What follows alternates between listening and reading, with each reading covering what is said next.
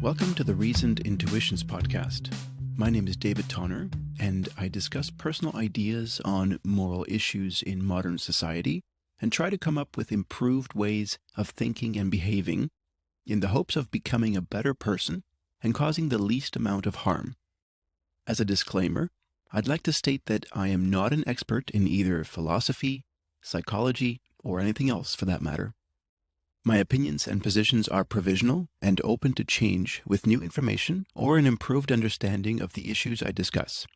My intent is not to provide definitive rules or to tell anyone how they should live their life. I merely want to share my ideas and insights in the hopes that they can be inspirational or in some way helpful.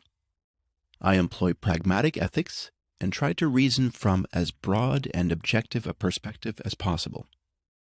Some of my basic assumptions are that unchosen suffering is bad, and we should strive to minimize it. Joy is the most pleasurable sensation, and thus we should strive to maximize it. Empathy is universal, with some exceptions, and it should be the starting point of any good ethical system. Hello and welcome to Reasoned Intuitions. I'm your host, David Tonner. And today I want to talk about something called radical honesty. I should start by clarifying that, technically, radical honesty is a trademarked phrase coined by Blanton in 1997.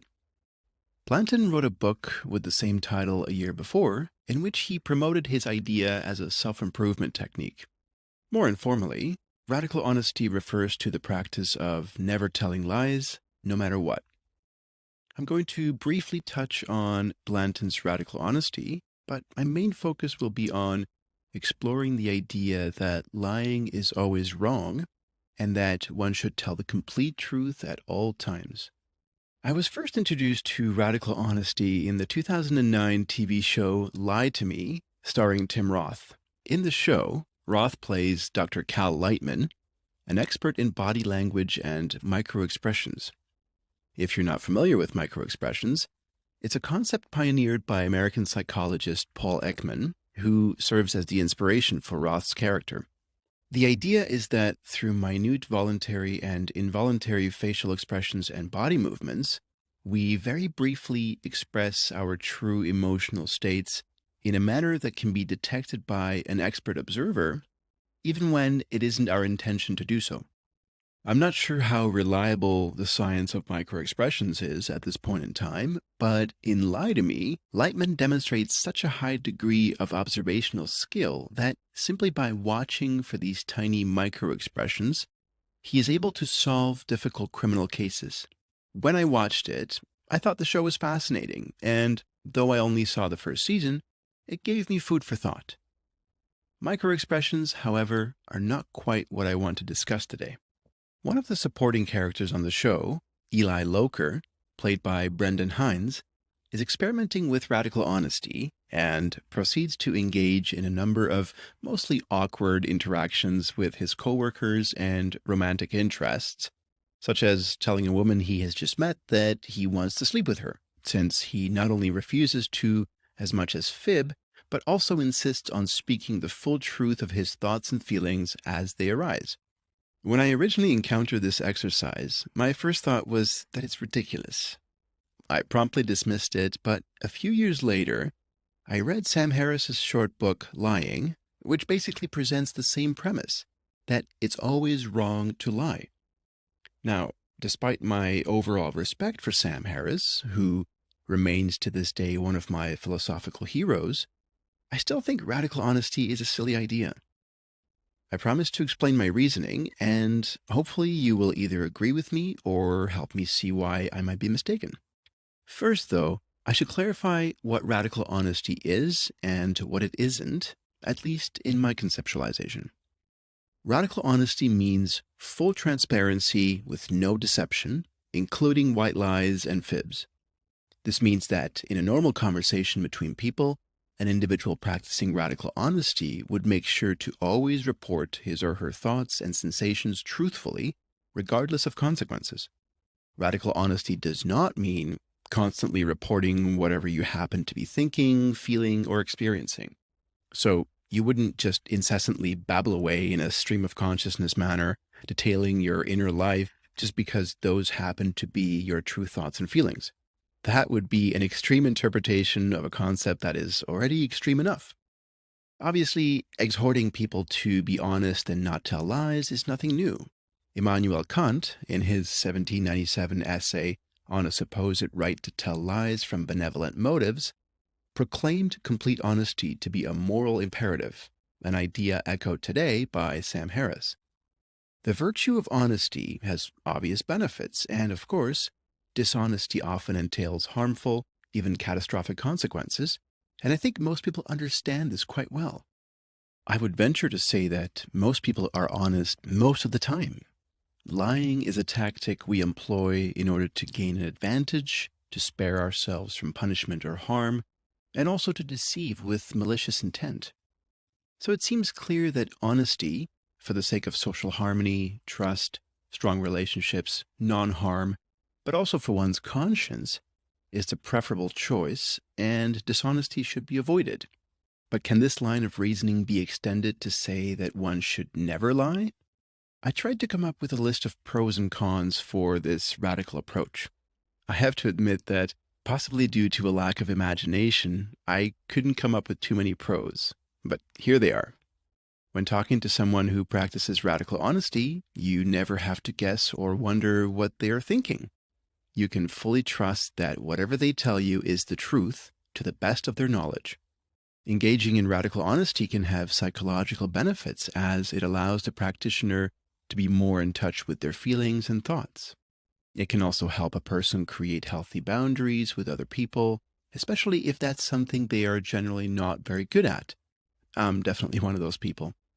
I did a bit more digging and found a few other legitimate sounding pros online, such as when you're being radically honest, you can be yourself rather than pretending, and also it allows you to accept situations more easily since you don't have the option to manipulate or massage them.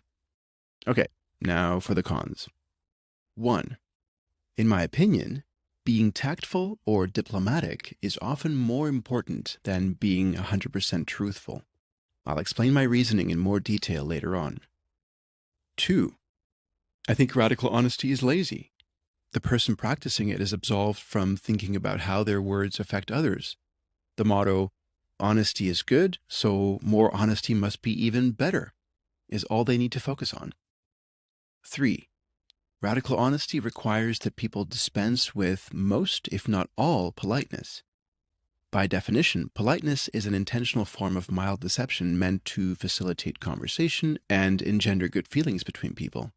It is, essentially, the glue that holds communities together. 4. What about gossip? Consider the evolutionary benefits of this practice and the role it plays in traditional societies.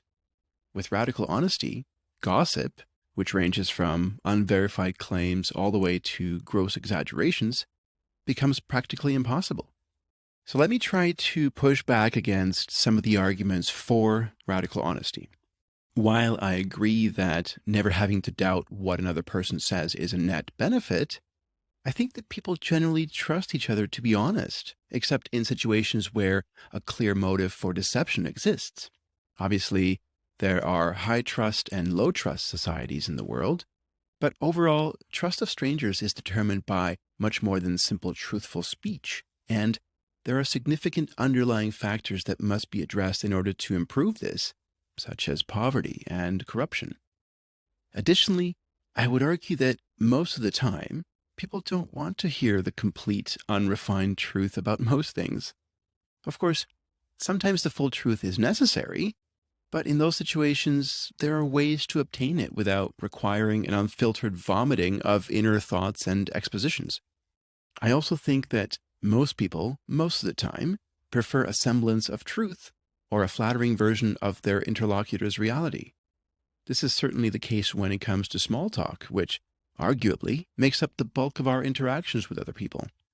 And, as I mentioned before, in the type of discussion that isn't considered small talk, people do tend to be sufficiently honest without requiring the complete effacing of any sort of ambiguity or filtering. I think people are generally only interested in a very limited amount of information from another person, whether following a query or not. This isn't due to a general disinterest in a conversation or the other person, but rather the fact that pure, unfiltered thought is messy, often jumbled, long-winded, and can be needlessly inconsiderate or hurtful when improperly vetted by the speaker. Additionally, and this is no small matter, there are numerous cultural factors that may dictate that complete honesty is to be avoided as a matter of etiquette. So, when confronted with an individual who practices radical honesty, a person from Japan, for example, may feel uncomfortable or even offended and hurt. The other pros that I mentioned earlier, like psychological benefits or boundaries, just don't strike me as being very strong or convincing. Or at least, they're not things that would require an extreme modification in the type of behavior that comes naturally to people. So I don't find them to be compelling enough to justify the practice. Now, let's look more closely at why I oppose radical honesty. Number 1, I mentioned tactfulness and diplomacy. Obviously, if your intention is to promote your own self-interest to the detriment of another, then that's clearly not a morally permissible lie. On the other hand, if fudging the truth is done with the intention of sparing someone's feelings, is that a bad thing? Someone like Sam Harris might argue that one can never know 100% in advance whether a well-intentioned fib will have the desired effect. But then I would counter that you don't have that kind of certitude when telling the truth either. But if you have a strong reason to think that in a given situation, telling a lie is consequentially the optimal course of action, I think it can be permissible. A few types of situations come to mind. Anytime you are placed in a situation where telling a clever lie can avert disaster, I think you are morally responsible to do so. My favorite, and probably most cliched, example is that of Anne Frank hiding in the attic from Nazis. Would you condemn an innocent child to death in the name of honesty? Sometimes you need to lie to protect yourself. Say, if you're in a situation of danger, or if you stand to lose a large sum of money due to a technical rule, etc. How about something lighter, such as when someone's feelings are at stake? Let's say somebody asks you for your opinion, and let's go as far as making this person emotionally fragile and volatile. Maybe they ask you what you thought of a meal they cooked. You didn't love the food, but you anticipate that saying so will cause them to become emotionally distraught for no good reason. What's the harm in saying you enjoyed the meal? I can't think of a plausible one. Or perhaps they come from a culture where it is more important to compliment a meal than to be truthful about how it tasted. Is honesty important enough as a virtue to hurt someone's feelings in such a casual way? Maybe you want to comfort someone who is suffering or dying by telling them a white lie about your feelings, details of their condition, or even the afterlife. Sometimes it's simply a question of timing. In some circumstances, it may not be ideal to reveal the truth, but if the consequences aren't dire, you can admit to telling a white lie later on and hope to be forgiven if you believe that the benefits of delaying what a person is aware of outweigh the harms. I think the key considerations here are intention and sound judgment. If your intentions are good and your judgment about a situation is sound, it can reasonably be argued that sometimes telling a soft lie is the best thing in a situation. I also said that I think radical honesty is lazy. This is because it absolves the speaker from contemplating the consequences of their words. If we accept the premise of my previous argument about intention and judgment at times when truth-telling may lead to disaster, injured feelings, or simply inappropriate timing, then not thinking about these factors and simply stating the plain truth is easier and serves as a convenient excuse. That's not to say that someone practicing radical honesty is doing so out of laziness necessarily, but it makes the task of negotiating conversations and relationships easier because there's always only one option: to tell the truth. Obviously, the person still has to reckon with the consequences that the effect of their words may have, but that's only half the job of communicating with people. My third point is about politeness. Politeness, or courtesy, is one of the key factors in harmonious and cohesive relationships between people. We use it to demonstrate respect, maintain boundaries, express gratitude and appreciation, etc. At the same time, Much of politeness is either vacuous or technically dishonest. We utter simple phrases that lubricate conversation and relationships themselves, but many of them are not literally true, nor are they intended as words that convey accurate information. A person who practices radical honesty has to completely dispense of any form of politeness that is even remotely untrue. And I think this, by definition, leads to an awkwardness in discourse and even behavior. And 4, gossip is an evolutionary adaptive strategy that humans have engaged in since the dawn of verbal communication. Again, by definition, someone practicing radical honesty must avoid gossip. But doing so isn't always noble. While gossip can be pernicious and spiteful, it is often just the opposite. Gossip strengthens bonds between people in a community and those who have things in common. Even more than an exchange of information, gossip is a way of signaling affinity, membership, even loyalty. Now, while I don't always agree with or support ideas such as loyalty, as I mentioned in my Illusions episode, they are a conceptual framework that can have benefits for people's lives and for the cohesion of communities. So, if radical honesty is not an optimal method to approach the way in which we communicate with others, with respect to the honesty-dishonesty spectrum, what might be a consequentially more practical mode of honesty? Well, what about just strong, healthy honesty that isn't necessarily radical? To tell you the truth, pun intended, I don't even like the name radical honesty. In my experience, most things that are radical are far from beneficial. In fact, if something is radical, it's usually poorly thought out, rash, and by definition, extreme. I prefer courses of action that are balanced and reasoned rather than extreme. So what am I advocating for? Obviously, as someone who values morals and ethics, I think honesty is, overall, a desirable goal to strive for in life. I think we should attempt to be as honest as we can be in any given situation, as a general rule. But I don't think complete truthfulness must supersede all other considerations. As you may know by now, I generally avoid rule-based ethics, or deontology, and I try to keep my values consequential, or pragmatic. Now, you might be wondering what my personal relationship with honesty is like. Well, like most things, it has morphed over time. Growing up, honest speech and behavior was always stressed to me as something that was very important. Not only was I taught to always be truthful, but I was punished whenever I lied. As a perpetual shit disturber and troublemaker, I often saw lying as the easiest and most painless way to cover up my mistakes, and I admit that I didn't give much thought to the value of integrity when I was a child. I certainly wasn't a pathological liar, and I didn't derive joy from being deceitful. It was just a tool that I used to my advantage when it seemed like the best option. As time went by, and my need to hide things I broke decreased, both because I no longer needed to answer to a parent, but also because I got into trouble less often, I got away from having to lie as much. At some stage of my life, as I began to value honesty more explicitly, I did my best to be honest even if it meant that I would have to deal with negative consequences. This meant that over time, I resorted to lying less and less often, and to be clear, I'm talking about blatant lies, not white lies. I'm sure I tell plenty of those without even realizing it, as do we all. Even to this day, I'm not above fibbing or even committing minor deception in situations where there is no clear victim and where the alternative, telling the complete truth, seems like a net harm to me. For example, I might lie to my insurance company, customs officers, or people in bureaucratic positions who don't have a personal stake in my complete honesty, but to whom telling the full truth isn't always ideal for my own interests. Does that make me dishonest?